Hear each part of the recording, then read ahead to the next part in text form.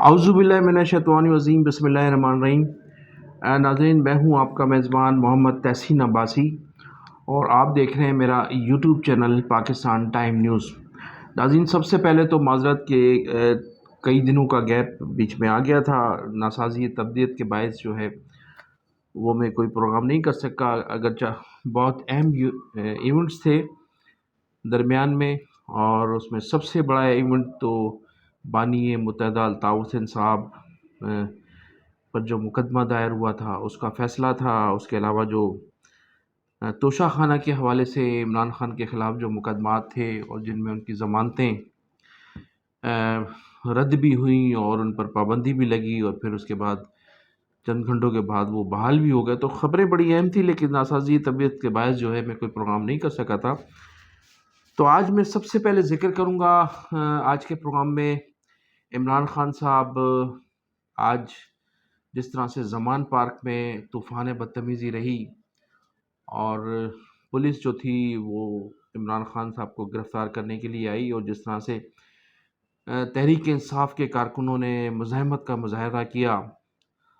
और शेलिंग भी होती रही, पुलिस की गाड़ियों को भी आग लगा दिया गया और जो वाटर कैन गाड़ियाँ थी उनको भी आग लगा दिया गया, लेकिन उसके बावजूद भी कारकुन गिरफ़्तार नहीं हुए। और पुलिस की पूरी जद्दोजहद ये थी कि इमरान खान को गिरफ़्तार किया जाए, और मैं समझता हूँ कि जब तक आप ये मेरी वीडियो देख रहे होंगे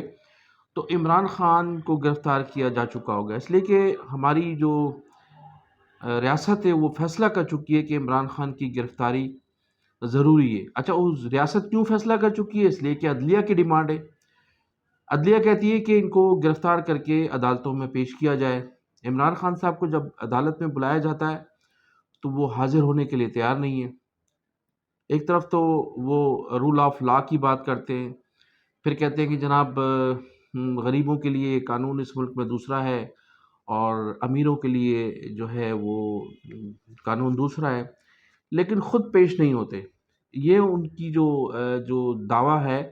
वो इस तरह से रद्द होता है कि जब उन्हें अदालतें बुलाती हैं हाज़िरी पर, समाअत के मौके पर,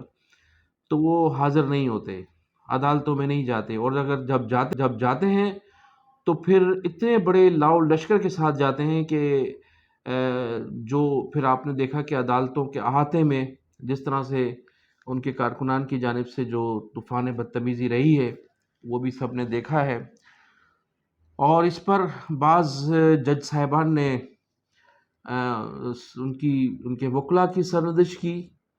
और उन्हें बताया कि जब वो हाज़िर हों तो इसको अदालत समझकर हाज़िर हों,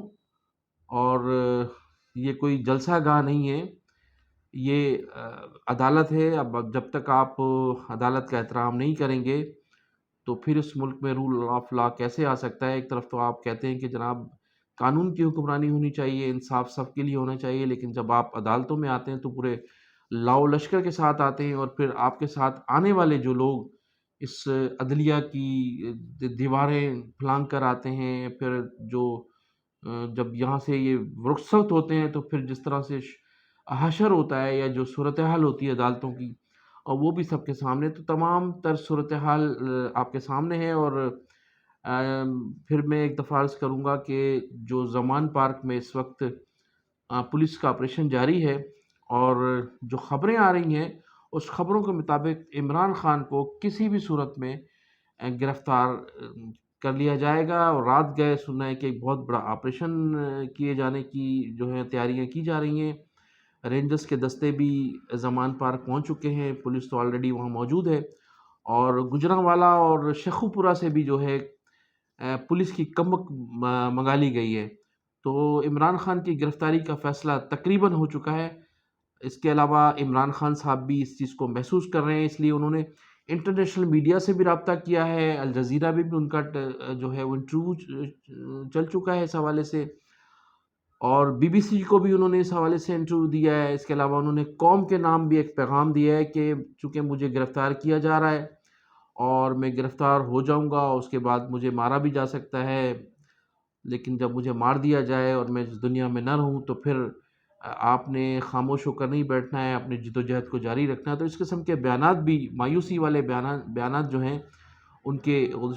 سوشل میڈیا پر وائرل ہو چکے ہیں، اور بی بی سی کو بھی انہوں نے انٹرویو میں یہی کہا ہے، الجزیرہ ٹی وی کو بھی ان کو انٹرویو دیتے ہوئے انہوں نے یہی کہا ہے۔ اس کے علاوہ ان کے جو ساتھی ہیں عوامی لیگ کے، جناب شیخ رشید صاحب، کئی چینلز پر بیٹھ کر یہ کہا ہے کہ عمران خان کی گرفتاری کا فیصلہ ہو چکا ہے، لیکن میں ان کے ساتھ کھڑا ہوں۔ اور ان کی ایک طرف تو یہ کہتے ہیں کہ جناب عمران خان کو گرفتار کیا جائے گا تو وہ مزید خطرناک ہو جائے گا، حکومت کمزور ہوگی عمران خان کی گرفتاری سے۔ اب جب پھر یہ بھی فرماتے ہیں کہ جناب ان کو گرفتار نہ کیا جائے، ایک طرف تو کہتے ہیں کہ عمران خان کی گرفتاری سے ان کو مزید فائدہ ہوگا، ان کی جماعت کو فائدہ ہوگا، لیکن پھر گرفتاری بھی دینے کے لیے تیار نہیں ہے۔ تو شیخ رشید صاحب بھی کہہ چکے ہیں، اور شاہ محمود قریشی صاحب تو یہ فرما چکے ہیں کہ عمران خان کے بعد جو ہے پارٹی کی قیادت وہ سنبھالیں گے، اور ان کا تو اسٹیٹمنٹ بھی یہ چلا ہے کہ وہ گرفتاری دینے کے لیے تیار ہیں۔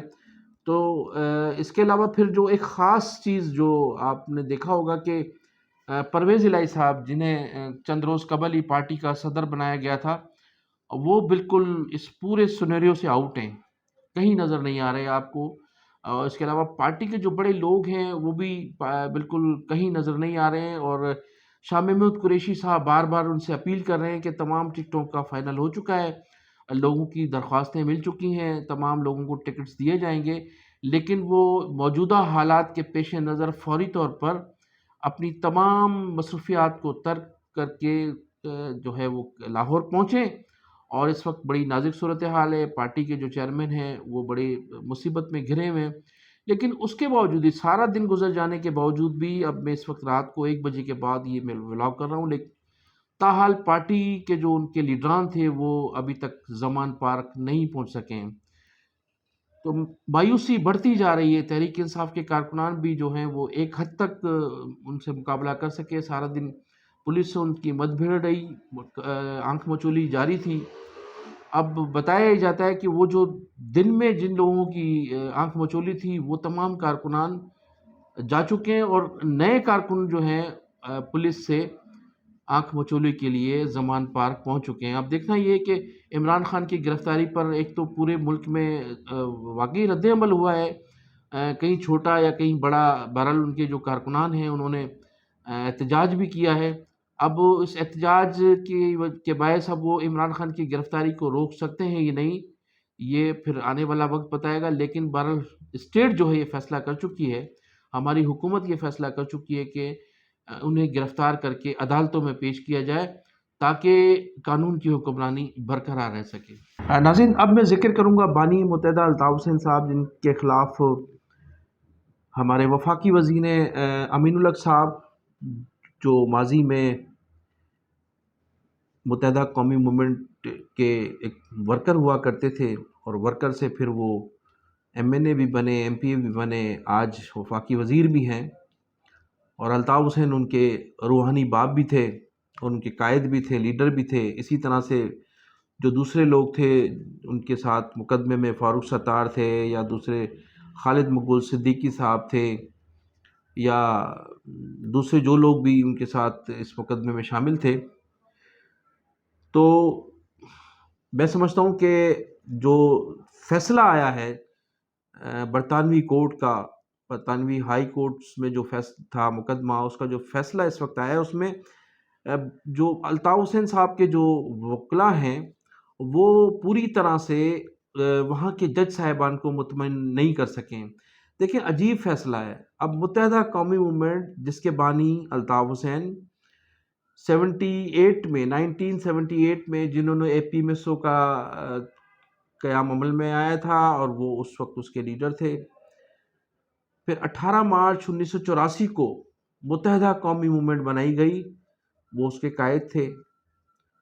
اور پوری دنیا جانتی ہے، پورا پاکستان جانتا ہے، اور جو 7 کروڑ لوگ اردو بولنے والے جو متحدہ قومی موومنٹ کا حصہ ہیں وہ سب جانتے ہیں، الطاف حسین جن کے قائد ہیں سب جانتے ہیں کہ متحدہ قومی موومنٹ کے جو بانی تھے وہ الطاف حسین ہیں، کل بھی تھے، آج بھی ہیں۔ لیکن لندن کی جو کورٹ ہے، برطانوی کورٹ میں جو فیصلہ آیا ہے، اس میں کچھ مغالطہ ضرور ہوا ہے، اور الطاف حسین صاحب کے جو وکلاء ہیں وہ جج صاحب کو یہ باور نہیں کرا سکے، یا شاید انہیں یہ سمجھانے میں ان کی کوتاہی رہی ہے، جو حقائق پر مبنی جو باتیں ہیں، کہ یہ تنظیم کو بنانے میں، قائم کرنے میں، اس کو رن کرنے میں، اس میں قربانی دینے میں جس شخصیت کا کردار ہے وہ الطاف حسین ہے، لیکن بہادر آباد کے حق میں آیا ہے، اور اس فیصلے کے خلاف بانی متحدہ الطاف حسین اور مہاجر قومی موومنٹ، متحدہ قومی موومنٹ 90 ایک مرتبہ پھر جو ہے وہ عدالتوں کا رخ کر رہی ہے اور اپیل دائر کر رہے ہیں وہ اس حوالے سے کہ اس فیصلے میں خاصی خامیاں رہ گئی ہیں، اس کو دیکھا جائے اور اس کا جو ہے اس کے جو خد و خال ہیں ان پر غور کیا جائے۔ اس حوالے سے بانی متحدہ الطاف حسین صاحب کی پریس کانفرنس تھی، انہوں نے تمام صورتحال سے آگاہ بھی کیا، اور پھر فیصلہ جو آیا تھا، وہ جو فیصلہ لندن میں جو فیصلہ ہوا بہادر آباد کے حق میں، محسوس یہ ہوتا تھا کہ شاید اس پر یہ جشن منائیں گے اور پورے شہر میں چراغاں ہوگا کہ جناب ایک ٹائم پر الطاف حسین صاحب کو انہوں نے مائنس کیا، اور اب دوسرے سٹیپ میں انہوں نے ان کو جو پراپرٹی ہیں ان سے بھی محروم کر دیا ہے، لیکن ایسا ہوا نہیں، بلکہ محسوس یہ ہوتا ہے کہ وہ اس فیصلے آنے کے بعد خوفزدہ ہیں، کیونکہ عوامی رد عمل بھی تو ہے نا۔ پراپرٹیاں تو اگرچہ وہ جیت گئے، ان کے پاس چلی گئیں، لیکن جو شہری عوام ہے، سندھ کے جو شہری لوگ ہیں، وہ تو آج بھی الطاف حسین کے ساتھ ہیں۔ فیصلہ آنے کے بعد جو لندن کا کورٹ کا فیصلہ آیا ہے، اس فیصلے کے بعد تو لوگوں میں ایک مرتبہ پھر الطاف حسین کے لیے محبت بڑھ گئی ہے، اور لوگوں میں ایک جذبہ پیدا ہوا ہے، مختلف جگہوں پہ کارنر میٹنگز ہو رہی ہیں، مختلف جگہوں پر 18 مارچ کو جو یوم تاسیس ہے وہ منانے کی جو ہے وہ تیاریاں کی جا رہی ہیں، اور 18 مارچ کے دن آپ دیکھیے گا کہ جس قسم کی اندرون خانہ جو ورک ہو رہا ہے متحدہ قومی موومنٹ 90 کے لیے، وہ 18 مارچ کو آپ کو ظاہر ہو جائے گا۔ تو محسوس لوگ یہ کہہ رہے تھے کہ جناب بہادر آباد میں بڑا جشن ہوگا، لوگ بہت خوش ہوں گے، لیکن ایسا نہیں ہوا، بلکہ وہاں مایوسی نظر آ رہی ہے، اور وہ لوگ بہادر آباد کے لوگ اب اپنے آپ کو یہ محسوس کر رہے ہیں کہ اس فیصلوں کے بعد کوئی رد عمل بھی سامنے آ سکتا ہے۔ اس کے علاوہ بہادر آباد میں تو کافی عرصے سے مایوسی اس لیے بھی نظر آ رہی ہے کہ وہ جو متحدہ قومی موومنٹ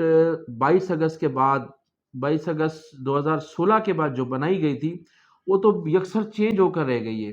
اور اب اس پر غلبہ جو ہے وہ مصطفیٰ کمال صاحب، انیس قائم خانی صاحب کا ہے، جبکہ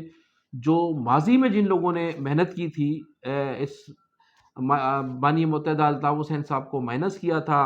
اور تنظیم سازی کی تھی، اور انتخابات میں حصہ لیا تھا، انتخابات جیتے بھی تھے، کافی لوگوں کی جدوجہد بھی تھی، وہ اب کوئی نظر نہیں آ رہا ہے۔ محض خالق مقبول صدیقی صاحب ہیں، وہ